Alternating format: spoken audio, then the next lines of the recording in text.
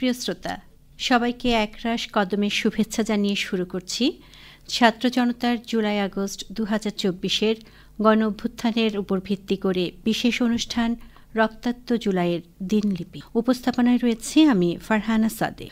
জুলাই আগস্টের বিপ্লব এই শব্দটি আমাদের মন ও মননে, হৃদয়ের রন্ধ্রে রন্ধ্রে গুনগুনিয়ে যাচ্ছে 2024-এর জুলাই থেকেই। এই আন্দোলনের শুরুটা ছিল একদমই ভিন্ন রকম। সরকারি চাকরিতে কোটা সংস্কারের দাবি দিয়েই শুরু হয়েছিল এই মহাপ্লাবন, যে মহাপ্লাবনে ভেসে গেছে অরাজকতার সকল ডিঙ্গা। আজ আমরা ফিরে যাব 2024-এর 5ই জুলাইয়ে। সেদিন মূলত কি হয়েছিল? 5ই জুলাই 2024 শুক্রবার। ছুটির আমেজে দিনের শুরু হলেও ছাত্র জনতার মনে কোনো ছুটির আমেজ ছিল না। ওই দিন কোটা সংস্কারের দাবিতেই উত্তাল ছিল ঢাকা বিশ্ববিদ্যালয় ক্যাম্পাস। সেই সাথে চট্টগ্রাম, খুলনা, গোপালগঞ্জের সড়ক অবরোধ করা হয়েছিল একই দাবিতে। লঘুচাপ যেমন ধীরে ধীরে ঘূর্ণিঝড়ে পরিণত হয়, দুমড়ে মুচড়ে দেয় সব কিছু, ঠিক তেমনিভাবে ছাত্রসহ দেশের আপামর জনতা ফুঁসে উঠেছিল ফ্যাসিবাদের বিরুদ্ধে। জুলাই গণ আন্দোলনের অনিবার্যতা নিয়ে কথা বলার জন্য আজ আমাদের মাঝে উপস্থিত হয়েছেন জুলাইয়ের গণ আন্দোলনের সক্রিয় অংশগ্রহণকারী চট্টগ্রাম বিশ্ববিদ্যালয়ের শিক্ষার্থী মোহাম্মদ মুজাহিদুল ইসলাম। মোহাম্মদ মুজাহিদুল ইসলাম, আপনাকে অনেক অনেক শুভেচ্ছা আমাদের স্টুডিওতে এসে মূল্যবান সময় দেওয়ার জন্য। আপনাদেরও ধন্যবাদ। আমি আজকে আপনার কাছ থেকে মূলত এই যে জুলাইয়ের গণ আন্দোলন যেটা হয়েছিল এটা সম্পর্কে কিছু জানতে চাইব। প্রথমে আমি যেটা জানতে চাচ্ছি যে জুলাইয়ের গণ আন্দোলন কেন আসলে অনিবার্য হয়ে উঠেছিল?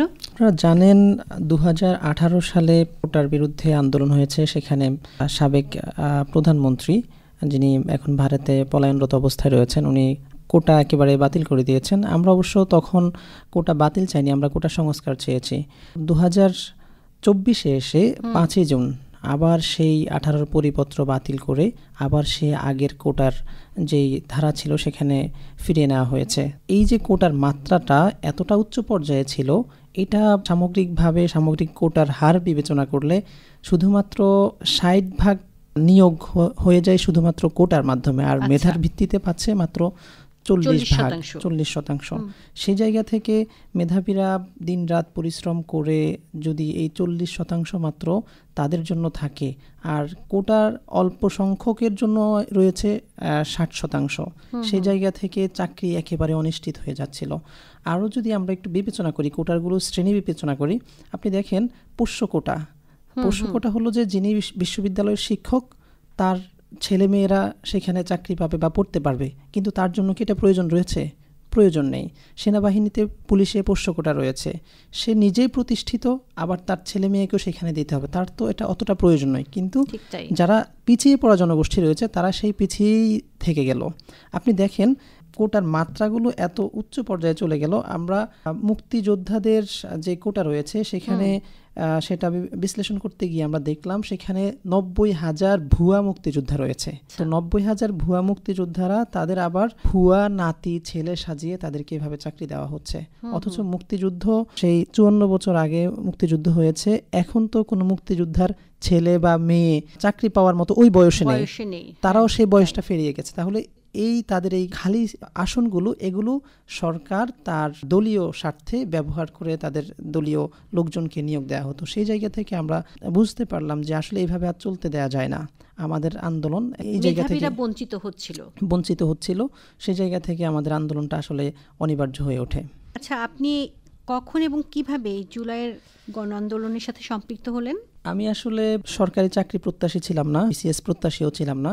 সেই জায়গা থেকে কোটা আন্দোলন আমার জন্য খুব অতটা প্রয়োজন ছিল না। আমি বিদেশ যাওয়ার প্রস্তুতি নিচ্ছিলাম, গবেষণার প্রস্তুতি নিচ্ছিলাম, আইএলটিএস নিয়মিত নিচ্ছি, নিয়মিত কোচিংয়ে যাচ্ছি, আমি আমার কাজ নিয়ে ব্যস্ত। তবে শিক্ষার্থীদের যেহেতু ন্যায্য দাবি, আমি সেই বিবেকের তাড়নায় আমি যখন আন্দোলনটা শুরু হয় মাঝে মাঝে যেতাম, তাদের সাথে কিছুক্ষণ থাকতাম, স্লোগান দিতাম, এরপর চলে আসতাম। কিন্তু 2 জুলাই রাতে যে সংবাদ সম্মেলন হয়েছে সেখানে ফ্যাসিস্ট হাসিনা মেধাবীদেরকে রাজাকারের নাতিপতি বলে আখ্যায়িত করেছে। সেই জায়গা থেকে আন্দোলন ভিন্ন খাতে রূপ নেয়। তো তখন তো আসলে আর আমি সরকারি চাকরি প্রত্যাশী হই বা যেই হই, আমি তো এই তকমা তো আমি আমার গায়ে নিতে পারি না। ঠিক তাই। তো সেই জায়গায় সেই রাত থেকেই আসলে আমি আন্দোলনে সক্রিয়।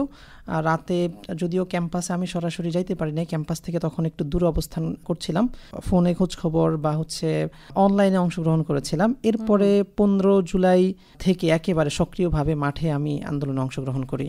আপনার ফোনে কথা বলার যোগাযোগের কথা নিয়ে আমার একটু মনে পড়লো যে আপনারা তো এই আন্দোলনটা তো ছিল আসলে সারা দেশব্যাপী, তাহলে এই সারা দেশে আপনারা একজন আরেকজনের সাথে কিভাবে যোগাযোগটা রক্ষা করতেন? মানে আপনাদের এই যে আদায় বা চাহিদাগুলো তো একই ছিল, সেটা কিভাবে করতেন? প্রথমত ঢাকা বিশ্ববিদ্যালয় থেকে যখন আন্দোলনটা শুরু হয়, পুরো দেশব্যাপী বিশেষ করে বড় বিশ্ববিদ্যালয়গুলোতে প্রথমেই একটা সমন্বয় কমিটি গঠন করা হয়। সেখানে চট্টগ্রাম বিশ্ববিদ্যালয় থেকে 2 জন আমাদের সেই সমন্বয় কমিটিতে যুক্ত হন। তো তাদের মাধ্যমে ঢাকা বিশ্ববিদ্যালয়ের সাথে আমাদের যোগাযোগ রক্ষা হয় এবং সেখান থেকে কর্মসূচি আসে, আমরা এখানে সেগুলো বাস্তবায়ন করতাম। তৃণমূলে আপনারা কাজ করতেন? তৃণমূলে আমরা কাজ করতাম। কিভাবে আসলে চাকরির কোটা আন্দোলনটা গণ অভ্যুত্থানের আন্দোলনের রূপ নিল? আপনারা জানেন যে ফ্যাসিস্ট হাসিনা আসলে দীর্ঘদিন যাবৎ মানুষের অধিকার হরণ করছে, ভোটাধিকার, দুর্নীতি, গুম, খুন। দেশটা আসলে আমরা যেটা অনুভব করছিলাম যে আসলে দেশটা আর আমাদের নাই, এটা অন্য বা আধিপত্যের কবলে পড়ে আমরা তাদের অঙ্গরাজ্যের মতো আমাদেরকে ব্যবহার করা হচ্ছিল।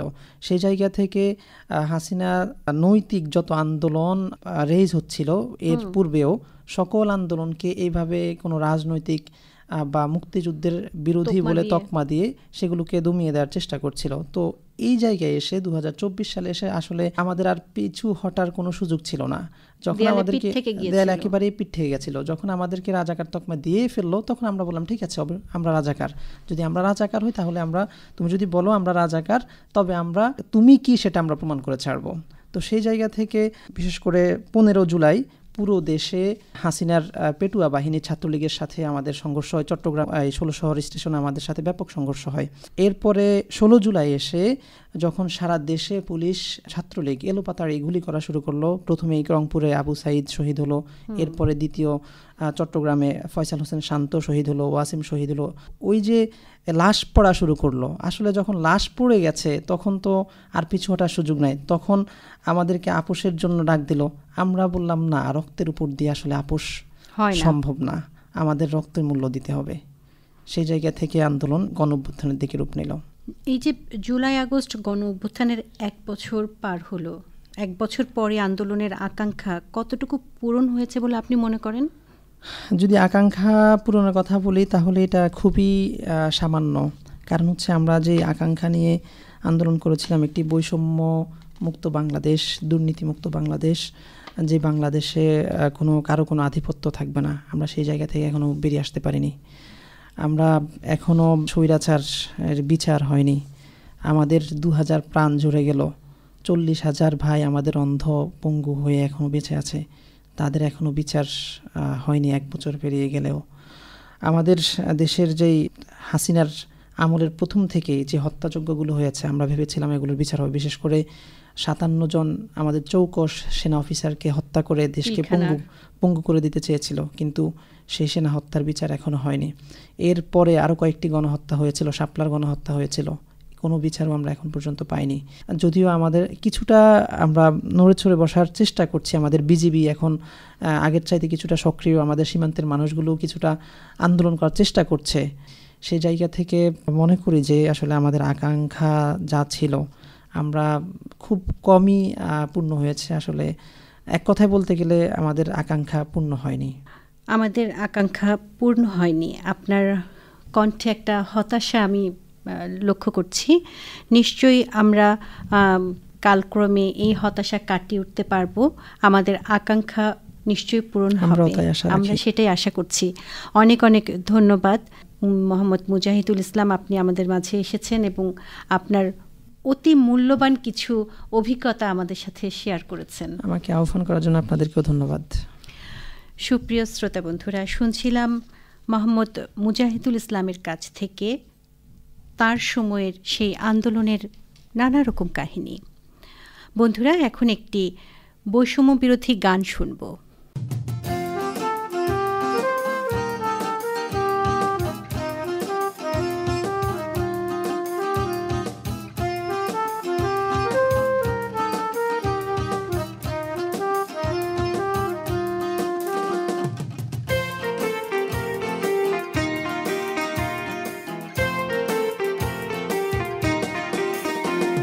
সমৃদ্ধ এই নতুন বাংলাদেশে মিলিত হয়ে তারুণ্যের উৎসবে নতুন স্বপ্ন আশা ভালোবাসায়, নতুন স্বপ্ন আশা ভালোবাসায় এগিয়ে চলি স্মৃতির আবেগে। সমৃদ্ধ এই নতুন বাংলাদেশে মিলিত হয়ে তারুণ্যের উৎসবে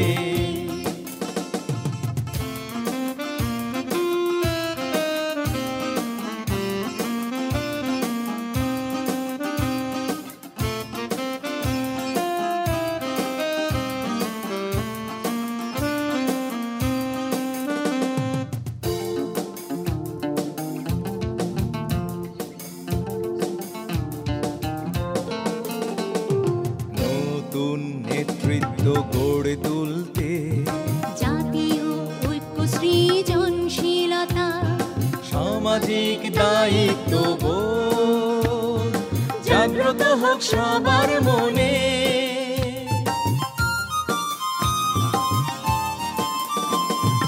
নতুন নেতৃত্ব গড়ে তুলতে জাতীয় ঐক্য সৃজনশীলতা, সামাজিক দায়িত্ববোধ জাগ্রত হোক সবার মনে।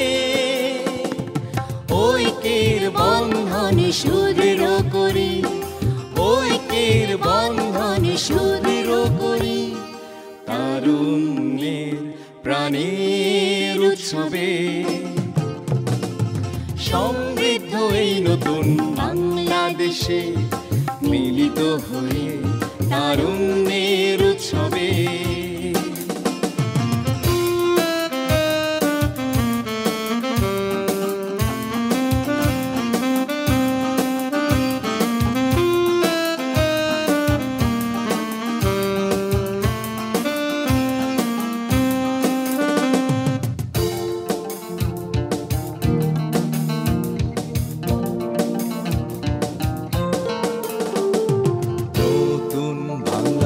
গড়ার লক্ষ্যে সামাজিক আর অর্থনৈতিক উন্নয়ন সেবা অগ্রগতিতে এসেছে তারুণ্যের সফল নেতৃত্ব।